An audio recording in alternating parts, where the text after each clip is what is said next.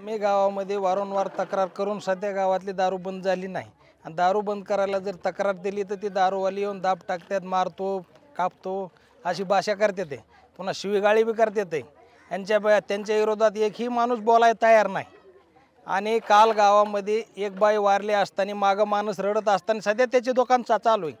पाहुणं रावलं ते पोराने फोन केल्यामुळं असं लपडं झालं ते दारूचं, दारूमुळेच कालची बाई गेली ती। आज मौजे मुंडेवाडी तालुका के या गावामध्ये दारूबंदीसाठी ग्रामस्थाच्या वतीने एक ग्रामसभा घेण्यात आली।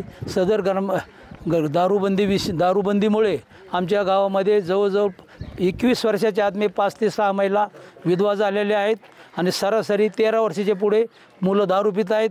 तरी संबंधित प्रकरणी आम्ही पोलीस प्रशासनाकडे तक्रारी केल्या, परंतु कुठलीही दखल घेत नाहीत, काय नाहीत। त्यामुळे आज आम्ही ग्रामस्थ एकत्र होऊन संबंधित पोलीस स्टेशनला जाणार आहोत। तरी प्रशासनाने तात्कालीन लक्ष द्यावं, अन्यथा 17 सप्टेंबरला महाराष्ट्र मुक्ती संग्राम दिवशी आम्ही कलेक्टर ऑफिससमोर आमरण उपोषण करणार आहोत। गावातील सर्व ग्रामस्थांनी आज बैठक घेतली आहे। यापुढे आम्ही यामागील केज पोलीस ठाण्यात 2दा गेलो होतो, पण त्यांनी काहीच याच्यावर हे घेतलं नाही। इतकी दारू म्हणजे आज 13-14 वर्षाची मुलं सकर आता म्हणजे शिक्षण घ्यायला पाहिजे त्यांनी, पण त्या वयात आता दारू प्यायला लागली तर इथं मग आता या आरक्षणासाठी आज शिक्षणासाठी किती लढाई चालू आहे। पण गावात ह्या मुलांना अजून काही समजत नाही की दारू पिण्यामागचं म्हणजे आपण भविष्यात काय करायला पाहिजे हे त्यांना काहीच सुद्धा हे व्हाय नाही।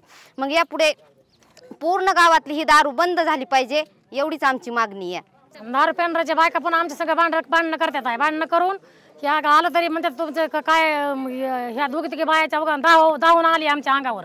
दारू पिणाऱ्याच्या बायका आमच्या सगळं भांडणं करतात आहे। हे म्हणतात तुम्ही काय करतात करा, मी दारातलं दुकान बंद करीत नाही। आणि पोलीस स्टेशनला एक नार दम मारतोय, पोलीस स्टेशनवाली बी दखल घेणार, ह्यांनी दखल घ्यायला पाहिजे।